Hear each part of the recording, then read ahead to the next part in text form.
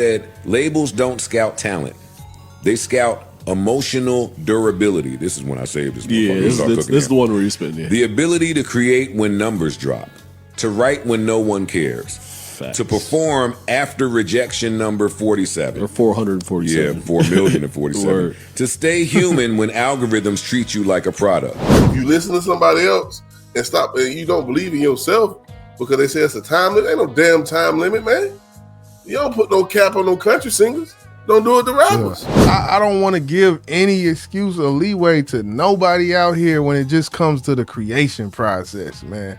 Not at all. No. That mean you wasn't built for the shit, goddamn it. I'ma fuck around and slap a nigga. The truth is they some rapping niggas. Most of them some average spitters. Okay. Nah. We got Joe Bud, man. He's reading something. I can't remember who the guy he's reading from, but it's something that I think needs to be discussed. And it's really talking about artists and who are we? We're artists, even though we do a lot of content creation. But what he's speaking on, I think, has some truth. You may agree, some may disagree. So that's what we got on the docket today, man. Yeah, that's basically it. You summed it up. This game is crazy, man. Let's go ahead and get into it. Yeah, let's go ahead and do what they that. talking about. It's Joe Budden, man. I saw Parks posted, and I saved it to read it just because I thought it was fly. This is great. A record producer in LA said, most musicians don't fail because they're bad. They fail because their nervous system can't survive the industry. I agree with that. To an extent. The nervous system can't survive the industry. I can agree with that. Let's continue. I can agree with that. Okay. And every artist in the room went still. He said the biggest myth in music is that success depends on exposure. No, he said, it depends on whether your body can handle being unseen longer than you expected. Boom. Doesn't depend, because it's hard to accept that it doesn't depend on exposure. But the reason he gave for it not depending on exposure is because others kept going. Hold on, what do you say? Let me go back, because I don't want to misquote him. He said, it depends on whether your body can handle being unseen longer than you expected. Being unseen longer than you expected. Now, I want to... Go ahead. I was just going to continue to say more than being, more than an exposure, it's not being seen longer than you expected. That's all I was saying. So there's two tiers of that, if you ask me. There's the unsigned artist, the up-and-coming artist, and then there's the artist who is signed to a label, but it ain't his turn yet. I think it's a lot harder for the unsigned artist because you don't know if you will ever be seen. For that artist who is signed to a label who just not had his turn, because there's a lot of artists that signed to labels that we haven't even heard of yet because it ain't their time yet. I think it's easier for them because they know that this label believe in me some kind of way because I'm on this label. So you'll be more... I think there's two different tiers to that. Go ahead. Yeah, you'll be... To the fact of what you said, you'll be more patient because of the label that you're on, type of thing. Absolutely. So I can see that. Which do you think he's talking about more? I guess we might hear that in the, if we keep. He going, has to be talking about the unsigned artist, man. He has to be. There's no doubt that's about what I'm thinking. That's what I'm thinking. He's talking about the independence. So I just wanted to put some context around it to see where who he's speaking to, because I do believe there's kind of two different artists that you're talking about. So most artists quit not because they're untalented, but because their brain interprets silence as danger. The industry doesn't break voices, it breaks nervous systems. They scout emotional, he said, labels don't scout talent. They scout emotional durability. This is when I saved this Yeah, motherfucker. this is the one where he's spitting. Yeah. I disagree. They don't scout talent. They scout emotional durability. That's BS. I don't agree. don't believe that they scout talent. I will say that. Not today. Well, let me say traditional talent, because nowadays talent is being able to post and whatever you're doing, whether good or bad, gain viewership. That's a talent to That's a some, part of it. That's a and part of it. what. That's a part of it. If I think today labels are looking for somebody who already has a buzz, and I think if that buzz ain't big as that artist wanted, that's when they sign to a label, because they know that label's going to push them over the top. But when you talk about posting and all that, yeah, that comes with it. But I think as an artist that's signed to a label, you don't have to do as much as an independent artist. You feel what I'm saying? Yeah, and so as far as this, because he keeps going back to it, emotional durability. What does that look like in the context we're talking about? Emotional durability. How did the label know that? I mean, just to think about it in the context that we're talking about, I would think emotional durability goes back to, not being jostled if you drop something and it ain't blowing up like that. Like, how do you take a failure? That's the only thing I can. That's the only thing I can think of. Like, Yeah, I think he's going. I think it still ties in with being unseen. Let's say, for instance, the label did sign you and you put out your first single, and they're not promoting you. You know, we seen this with what's the young lady name that was signed with J. Cole, who like lost her mind. Ari. Ari. She felt unseen. So she decided it's best for me to part ways because y'all are not doing what needs to be done. And I think you know better than probably a lot of us that Dreamville, they don't do that promoting thing, you know what I'm saying? Yeah. Like a lot of companies do. Yeah. And that's what she feels she need as an artist. You can't be mad. That's just the way the game is today. Yeah. Yeah. That grassroots, word of mouth, grassroots marketing that Dreamville and J. Cole has, where, I feel like that's perfect for him. He can drop on a random Wednesday and it's going to go up. But as far as artists who are on his level, that grassroots just put it out and that's it. That's not going to work for it. So, yeah, I get it.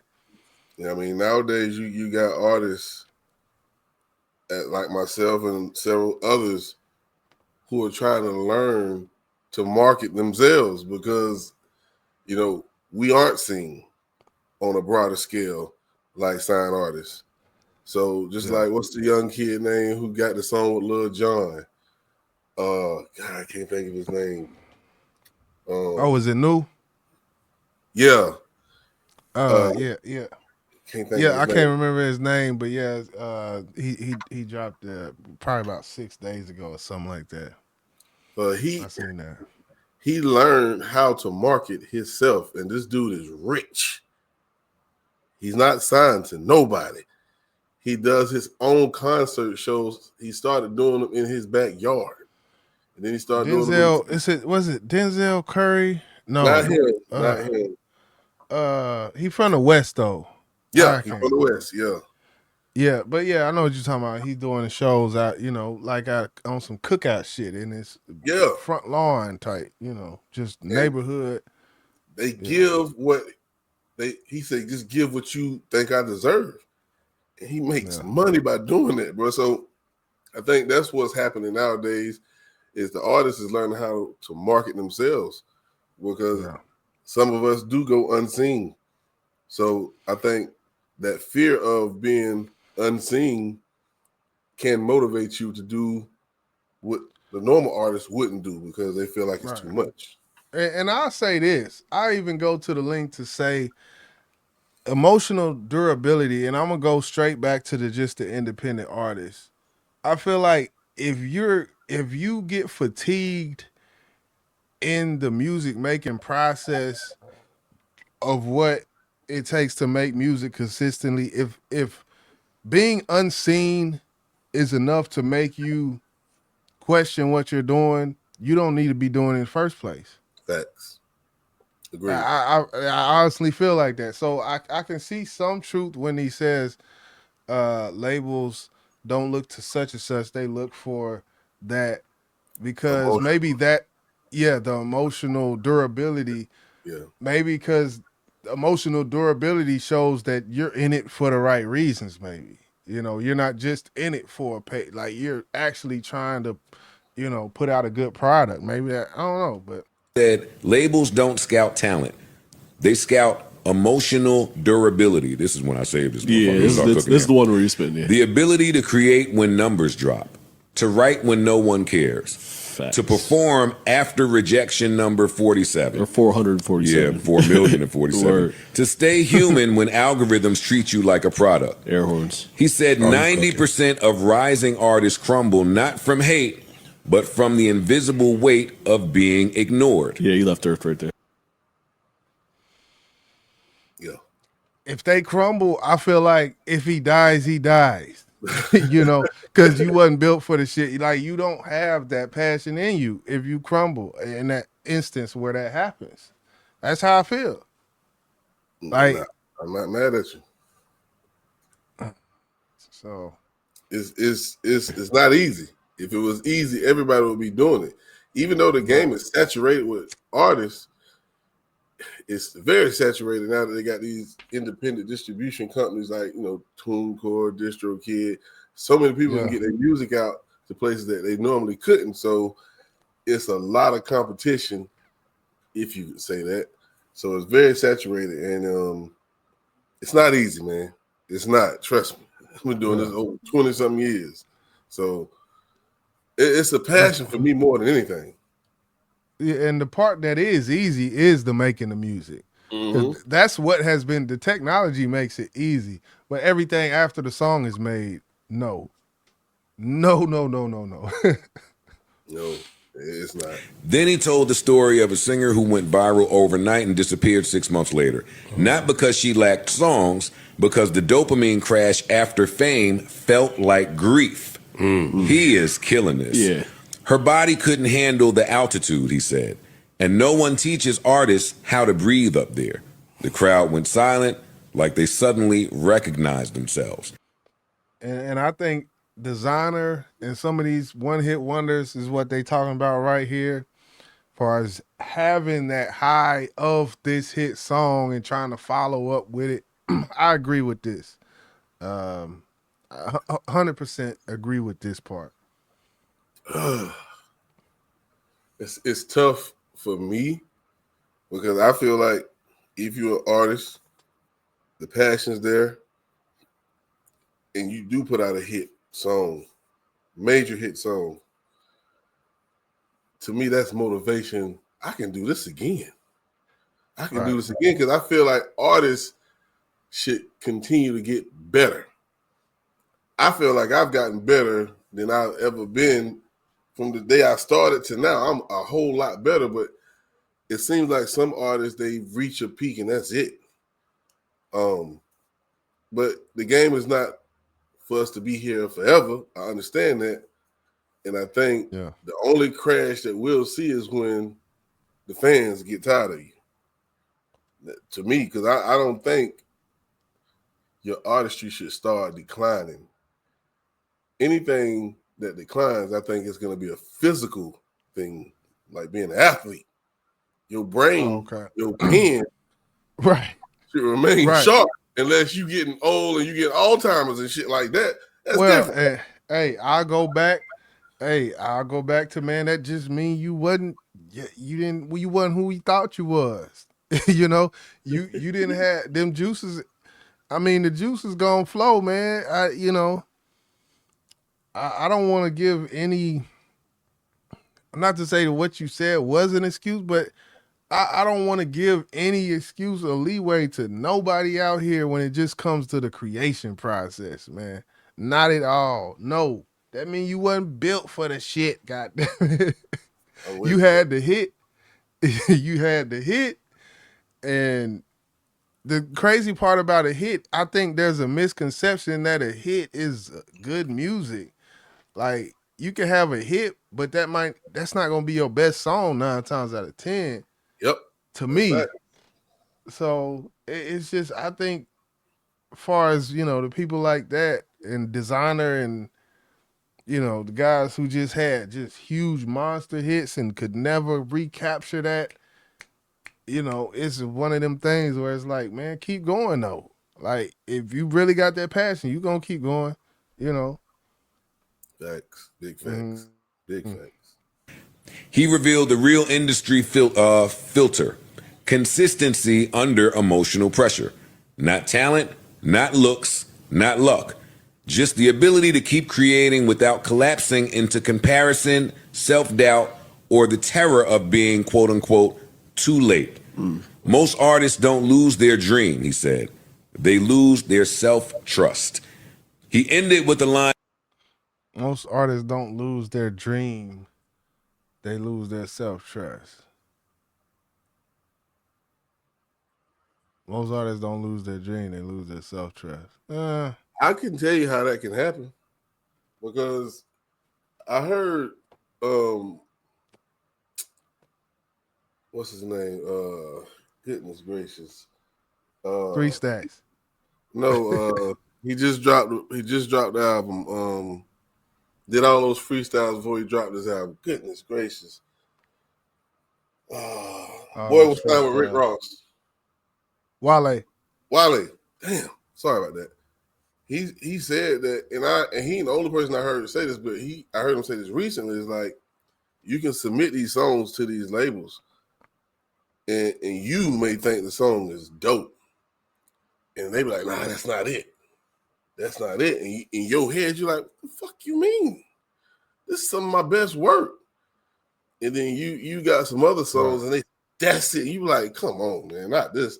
I like it, but nah, this is not better than this. I think that will make some artists doubt themselves. Just think about it. Like, we done went through, we was a part of a group, and, sometimes we submit songs, and you be like, what the fuck? I like this motherfucker, you know what I'm saying? I wouldn't allow that shit to put doubt in my head because I believe in my work. Now, I'm my biggest critic. So if I think it's trash, I'm not going to put it out. Right. But you can't let nobody put doubt in your head about who you are as an artist. So I see why he said that, but that ain't me. You ain't built for this one. Yeah. and it felt like a punch. Your biggest enemy isn't the industry. It's the version of you that believes you're running out of time. He is smoking, yeah. Because that belief kills more careers than bad marketing or missed opportunities. And every musician in the room suddenly exhaled, like someone finally named the monster. See, when he said that, an artist having that, I disagree with that. An artist having that reaction to something is worse than bad marketing. In 2025, marketing, that's like and that's the only thing I'm kind of disagreeing with is the exposure and how exposure is gained, which is marketing a lot of the times. And the person who's reading this or saying this, not the person reading this, but the person who is saying this is saying that's not really the issue, is the exposure or the marketing. And I kind of have to disagree with that, man. Like, I mean, you just gonna sit around and post shit and think that shit gonna, like, I can't really just, I can't figure that out in my head, man. I don't know. I think he's speaking of the artists feel like they're running out of time. He said that's worse than the marketing and promotion. I think that comes from hearing people say this. Rappers need to stop rapping at this age and you should be done by this time. And that shit fucks with some people brain. I think at the end of the day, the moral of this story is you got to be built for this shit, bro. Because I want to go right back to it. I guess you ain't built for it. If you listen to somebody else and stop, and you don't believe in yourself because they say it's a time limit, ain't no damn time limit, man. You don't put no cap on no country singers. Don't do it to rappers. Yeah. So do you think? So if you built for it, but there's bad marketing, then what? Like, how does that balance out? Like being like you just super, emotionally durable, pliable, however you want to say it, but there's no marketing behind it. It's like I feel like I feel like the marketing. There's no way unless you fuck around and hit a viral video or get on some shit like that with a gimmick almost type shit. Like riff raff or something. One hit away. You know the saying? You always one hit away. And it's just like 50 album. Get rich or die trying. Make hits or die trying. You know what I'm saying? And that's the way it would be if you didn't have marketing. You're going to make hits and hits and hits. No marketing, but you going to keep trying until you die. Because marketing, you can't go nowhere. Yeah. Like you said, unless you catch a viral. I think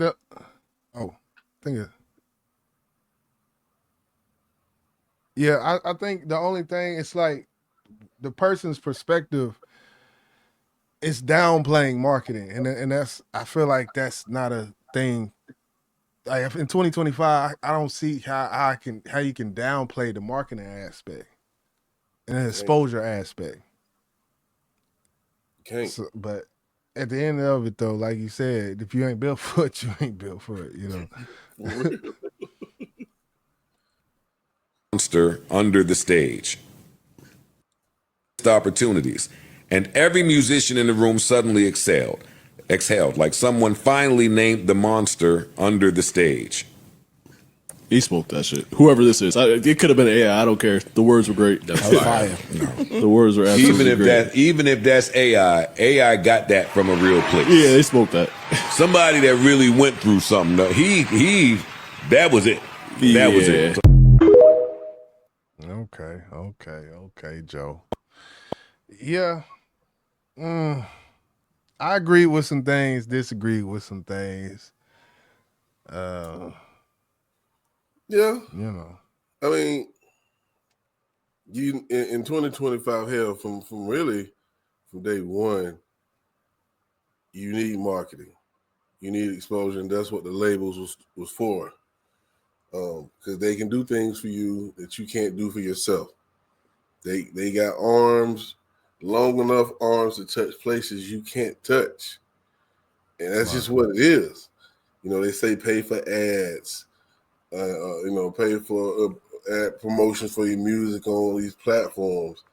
They tell you that because they know they can do more for you than you can do for yourself. It's their platform. YouTube ads, Spotify ads, all of that, man. You need me. They know that. Because what did he say earlier? You feel unseen or you battle against the algorithm monster? You are. You are. Yeah. Facts. Yeah. Nah, that's all facts. I don't know. I thought it was very interesting. You brought this to my attention, and I was like, man, hey, we gotta chop this up. So, but I don't like us, like how they said they don't know who the fuck wrote this shit. It could have been AI, but they was agreeing with it wholeheartedly. As some of that shit, I feel like, but I get it. I do get it. The standpoint they were coming from. So, and that shit came from a label. That shit came from whoever wrote that shit. That was a label Probably. that put that shit. They taking the blame off of them. Like, nah, this ain't our fault. It's your fault. Right. Right. But yeah, we just want to come up here and chop it up real quick, man. Hit that like button for hip hop, industry, independent, all the way around. People take you through there, get in that booth and go through there with it, man. When it comes to putting in pain behind that microphone, man. That's Boss. I'm YJ. We up out of here, man. You gotta be built for this shit. And I'ma fuck around and slap a nigga. The truth is they some rapping niggas. Most of them some average spitters.